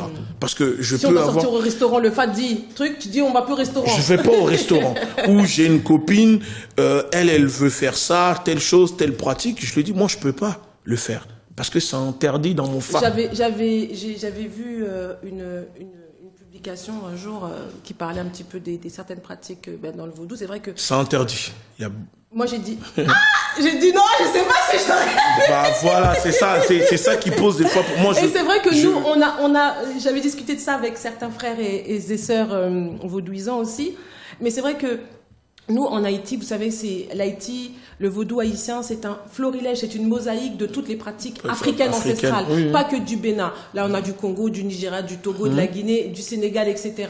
Et c'est vrai que c'est en fonction de ta divinité. Tu as une divinité qui va te dire, tu dois même pas manger de viande. Manger ça, voilà. Tu as une divinité qui va te dire, tu dois pas manger d'alcool. Tu as une divinité qui va te dire que oui, elle veut que tu fumes quand tu vas. Fumes, Mais tu as des divinités, eux, c'est vraiment certaines choses. Mais moi, j'ai dit, bon, heureusement, j'ai pas ces divinités. Oui, oui, c'est ça. C'est pour ça que nous disons que moi, je suis un Hounon parce que j'ai quasiment, pratiquement la totalité, voire j'ai pas tout. Interdits. Voilà, j'ai pas seulement, je ne possède pas que, je ne suis pas initié seulement à une divinité. Plusieurs. Peut-être j'en ai 10, 15. Ouais, plus tu en as, plus les interdits, ça augmente. Bon, là, je vais poser la question du profane. Oui. C'est pas pesant? Non, en fait. Parce que bon, j'ai pas envie de non, on va pas révéler les choses là, ça c'est tout à fait normal. Est-ce que pour toi, c'est pas pesant, ou pour tes femmes, si t'as une compagne, par exemple, comment ça se passe? C'est pas. Bon, ce n'est pas pesant pour moi parce que j'ai fini. Tu es habitué? Je me suis habitué. Je ne dis pas que je respecte à la lettre, mais j'essaye. Entre faire exprès et ne pas faire exprès, les divinités le savent. Mais quand tu fais exprès, c'est pas parce que tu fais. Ouais. Il faut venir te purifier. Au fait, ok, j'ai fauté. Tu te purifies. C'est quand tu fais exprès, mais tu ne te purifies pas. Tu laisses que ça cause des problèmes. Donc moi, ce que je dis, c'est que une personne qui est seulement initiée, qui a une divinité, franchement, il peut vivre. Mais si tu veux devenir un Hounon, prêtresse ou prêtre, il faut sacrifier beaucoup de choses. Et quand je dis sacrifier beaucoup de choses, ce n'est pas de tuer, mais un degré d'élévation. Par exemple, moi, ce que j'ai autour du cou, voilà, en tant que vaudouisant, quelqu'un qui est, quand il voit ça, il sait tout de suite mon degré d'élévation que j'ai dans le vaudou. Voilà, par rapport à ce que je porte autour du cou. Il sait que, c'est telle personne, il a ce degré-là, il a ce nombre-là. Donc, moi, au niveau des interdits, des fois, ça pose problème avec ceux qui ne sont pas initiés. Parce qu'ils ne comprennent pas. Ils ne comprennent pas pourquoi je veux dormir la tête de ce côté, pas de ce côté. Pourquoi je ne mange pas ça. Pourquoi je ne veux pas prendre ça. Mais c'est pas grave. Et la chose, par exemple, ça je peux le dire que dans le vaudou, c'est un truc, mais la sodomie, par exemple, dans le vaudou, c'est interdit. C'est interdit. Vous voyez? Et vous allez même dans les religions aussi, ils les ont, c'est interdit. Et même au niveau, par exemple, du porc, chez nous, les vaudouisants, les porcs, ça dépend, comme tu as dit, des divinités que tu as. Les porcs, c'est interdit. Il y a des vaudouisants qui mangent pas de porc. Qui mangent pas de porc. Oui. Voilà. Eux, c'est comme ça. C'est comme ça. Moi, par exemple, je mange du porc. Oui, parce que, tu vois, tu n'as pas... C'est pas cet interdit-là. Oui, c'est ça, maintenant, exactement. c'est vrai que ça mériterait de faire une émission autour de ça, par rapport à la sodomie, parce que c'est vrai que c'est tabou, parce que elle a beaucoup d'homosexuels, et aussi il y a des femmes qui aiment, qui pratiquent la sodomie. Maintenant, c'est vrai que dans le vaudou, on retrouve des homosexuels. Et souvent, c'est une pomme de discorde, parce qu'il y a des gens qui disent que ils sont nés comme ça. Ils n'aiment pas les femmes. Donc, tu vois, tu secoues la tête déjà, je vois dans l'écran. Non, parce que si je me positionne, tu secoues la tête déjà, je ne veux pas que à la sortie de l'émission que on nous bloque parce que j'aimerais relayer pour que. Donc c'est juste pour dire que il faut comprendre que demain, si je dis ouvertement que, exemple, je suis contre l'homosexualité, je ne suis pas contre l'humain. C'est par rapport à ce que je pratique. À la pratique. C'est par rapport à ce que je pratique, au fait. À ta croyance. À ma croyance. Ouais. Vous comprenez, c'est interdit dedans. Et ça peut amener à la destruction de beaucoup de choses. Vous comprenez? Donc je vais être contre parce que ce que je pratique. Oui, mais pas contre la personne. Pas contre la personne. Moi, je connais des homosexuels. C'est pas le problème que tu sois homo. Moi, tant que tu ne viens pas essayer de t'approcher de mes fesses, de moi, chacun vit sa vie. Mais je dis que en tant que vaudouisant, c'est interdit dans nos pratiques et que voilà, je le dis. Après, chacun est libre de vivre comme il le souhaite, comme il le veut. Voilà. On devra faire une émission autour de l'homosexualité dans le vaudou. Parce que c'est vrai moi je connais des homosexuels qui sont vaudouisants et des amis aussi qui sont pas forcément vaudouisants et qui sont homosexuels. Et c'est vrai que le vaudou déjà enseigne la tolérance. Voilà, c'est ça. Donc accepter tout le monde. Ça veut dire que personnellement, moi en tant que vaudouisante, je n'ai pas à juger un vaudouisant qui est homosexuel, voilà. qui veut dire que c'est son problème entre lui, Lui et les divinités. Ce divinités. n'est pas le problème de Rosemi. Mais c'est vrai que c'est un sujet qui est très délicat et qui peut être très long à C'est à savoir si à aujourd'hui, traiter. est-ce qu'on doit laisser une évolution, c'est-à-dire dépoussiérer, parce que moi je dis, je suis vraiment pratiquant je suis vraiment Dans la traditionnaliste, je suis un vaudouisant traditionnaliste.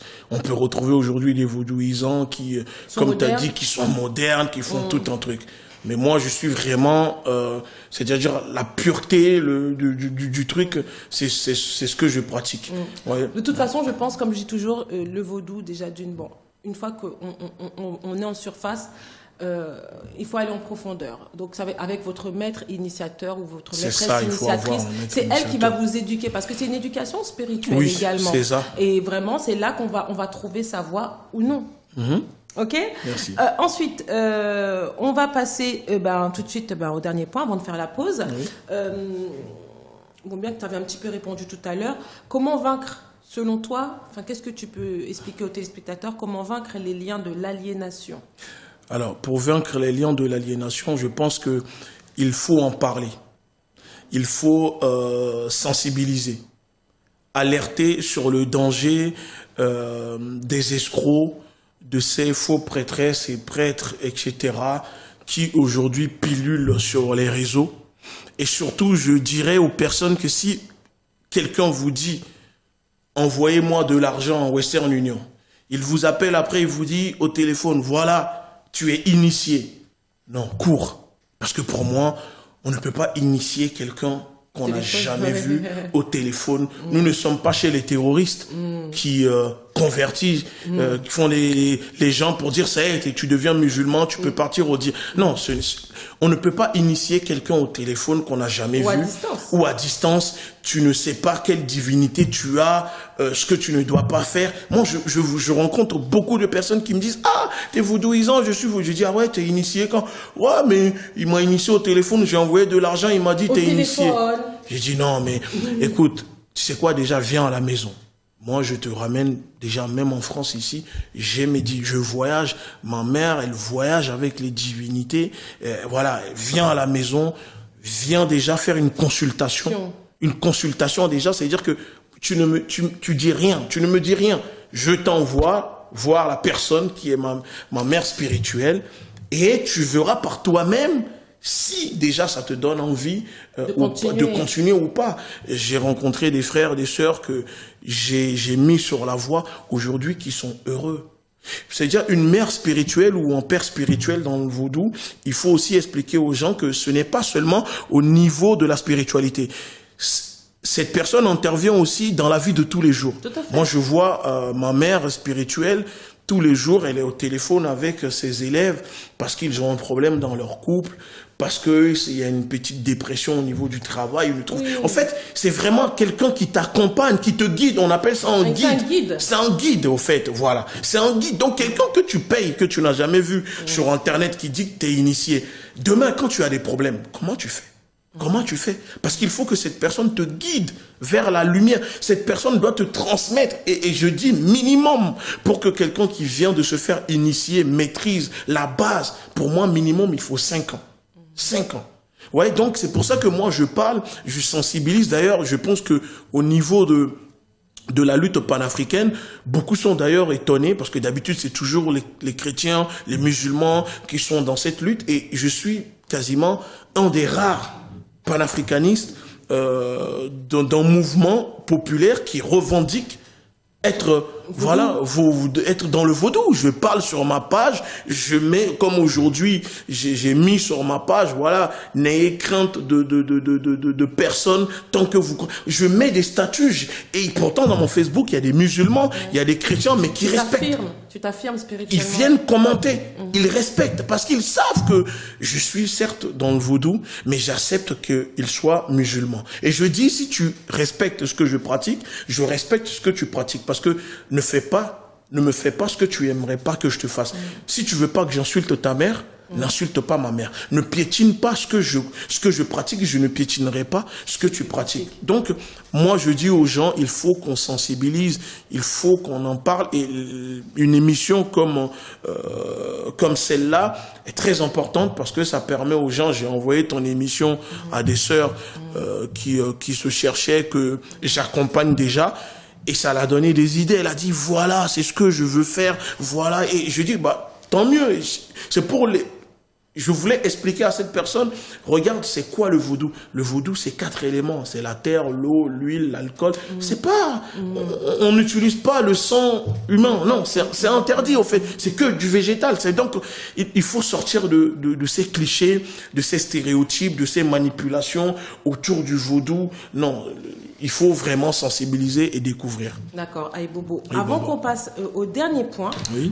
Comme tu as parlé par rapport à la lutte noire, on va parler tout de suite, juste après la pause de la LDNA. Oui. Pour toi, c'est vrai que on va parler de ça après. Ça marche. Ok, à tout de suite pour la dernière partie de Minokan.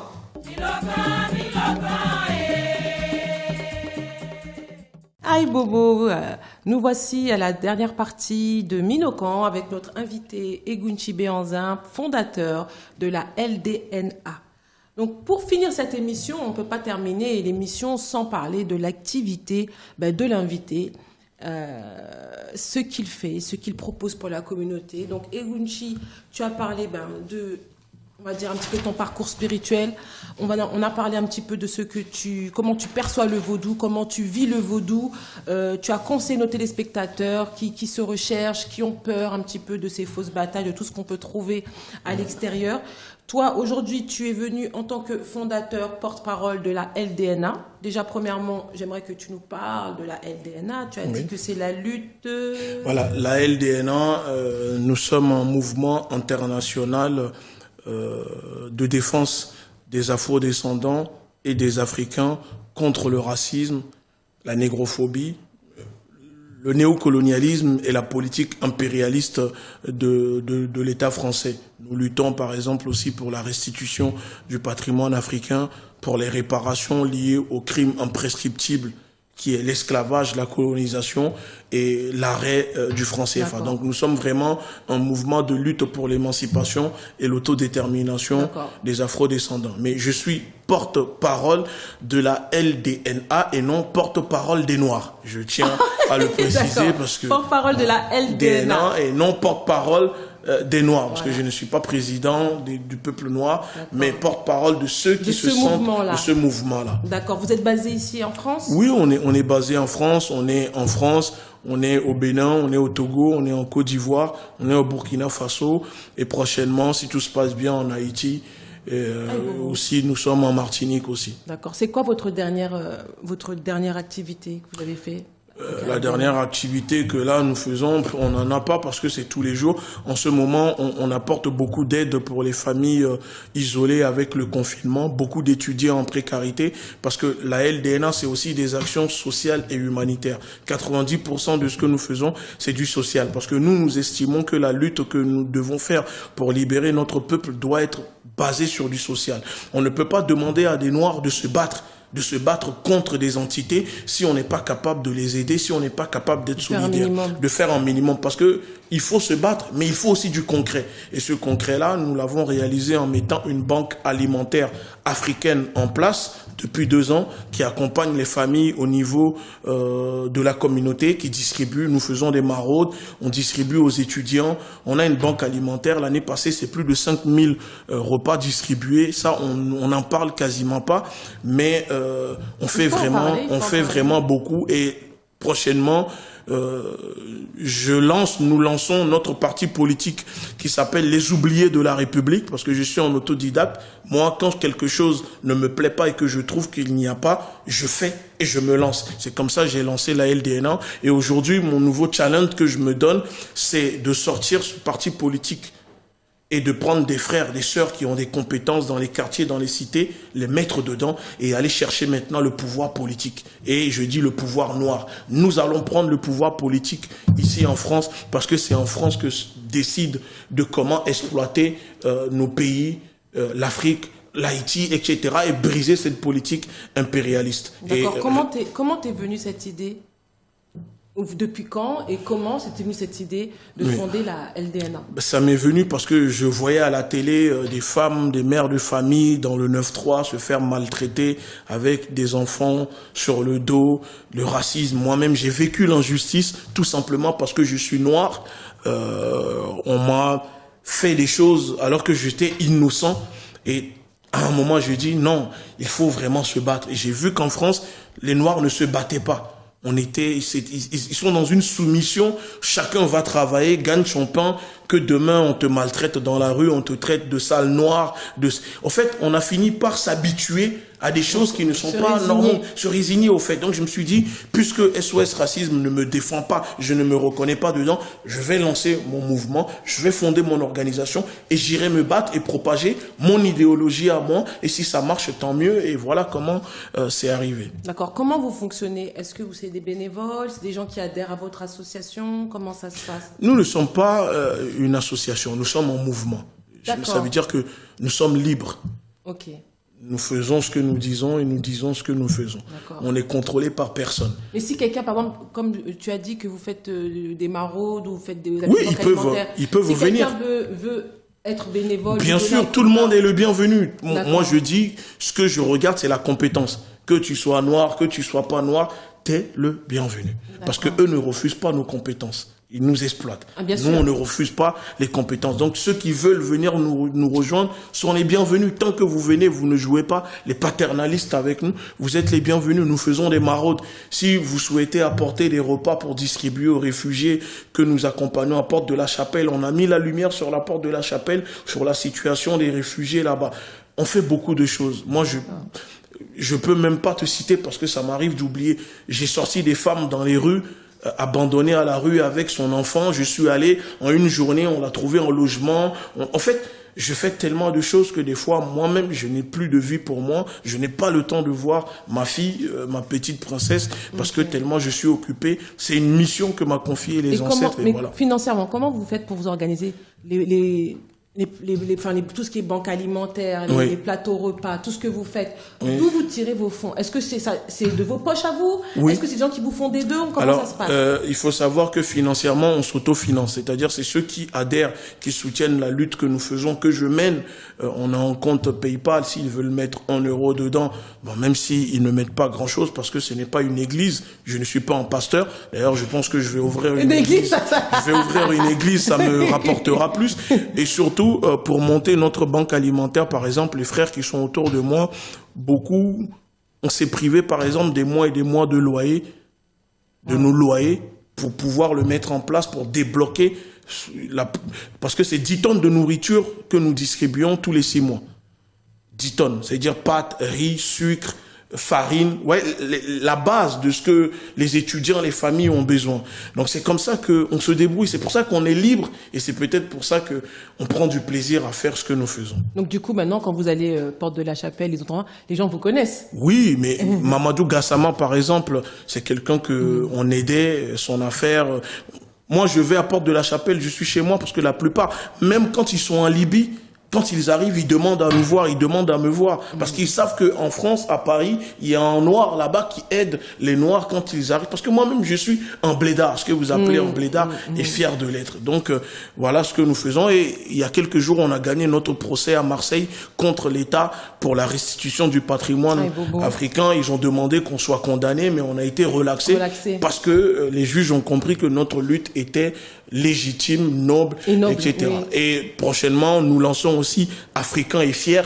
Ça sera un site communautaire qui mettra en valeur tout ce que vient de l'Afrique noire, comme les tenues, comme etc. Voilà, il y a plein de choses qui arrivent. Une question.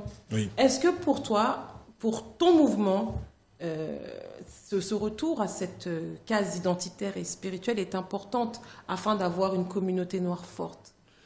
Oui, ça fait partie, c'est un ensemble que nous devons maîtriser. Et on ne peut pas prendre une partie et laisser l'autre partie. Mais encore une fois, on ne force personne, on n'oblige personne. Mais ça fait vraiment partie. Tu as des collaborateurs dans la LDNA qui sont chrétiens, musulmans?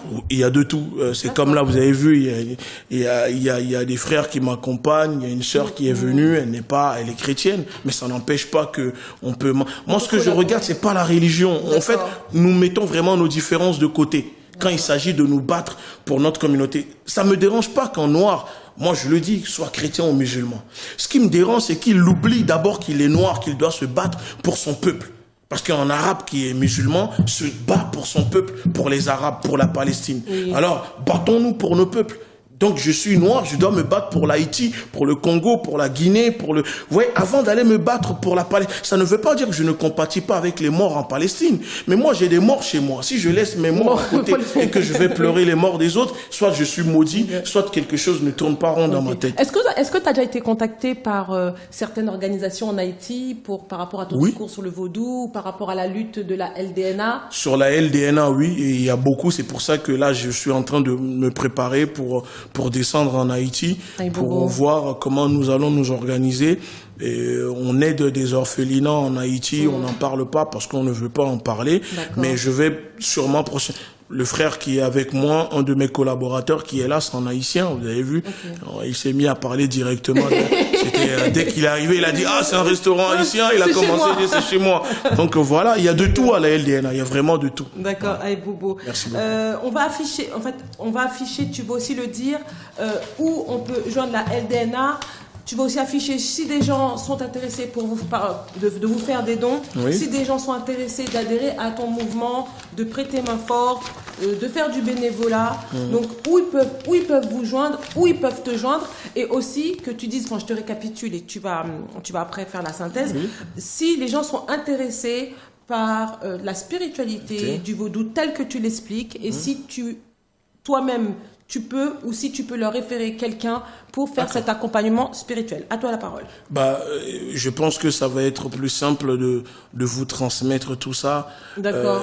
Pour que, voilà. On l'affichera, la page Facebook. On l'affichera, la page Facebook, les personnes à contacter pour ceux qui veulent s'initier ou apprendre le vaudou, etc. Et surtout, ce que je peux dire, c'est que les Hounons sont des garants de nos coutumes, de la tradition. C'est les Hounons qui intronisent les rois et les chefs traditionnels. Donc c'est même chez nous, les présidents, les consultes les écoutent parce que c'est vraiment les garants de nos coutumes, de la tradition. Donc ceux qui veulent joindre la LDNA, c'est facile, vous tapez Ligue de défense noire africaine, mais de toute façon tout sera affiché en bas de l'écran. Egun Chibeanzin, fondateur de la LDNA, je te laisse dire le dernier mot, le mot que tu veux aux téléspectateurs avant de rendre l'antenne. Ce que je peux dire aux téléspectateurs, c'est très simple, s'unir avec les vrais ou périr avec les faux. À nous de choisir. Il n'y a pas de révolution sans sacrifice, il n'y a pas de victoire sans combat. Ne soyons plus dans la peur, ne soyons plus dans la soumission. Comme on dit chez nous, un chat n'exerce au point le commerce de poissons frits. C'est clair. Merci à tous pour cette émission. Merci à tous d'avoir suivi l'émission Minokan avec notre invité Egun Chibeanzin. N'oubliez pas, on se retrouve dans 2 semaines avec un nouvel invité, un nouveau thème. Et je vous le dis encore, pour ceux qui sont intéressés avec moi pour l'accompagnement spirituel au vaudou haïtien, vous pouvez me joindre. Mon numéro sera affiché en bas de l'écran, uniquement pour les personnes qui sont vraiment intéressées. C'est très important. Ok ? Je vous remercie. Merci à Estella Jewelry pour la tenue, les bijoux. Son numéro est aussi affiché en bas de l'écran. Et je vous dis à tous, n'oubliez pas, Minokan, c'est là où on se retrouve tous. Aïe Bobo. Aïe Bobo, merci beaucoup. Minokan,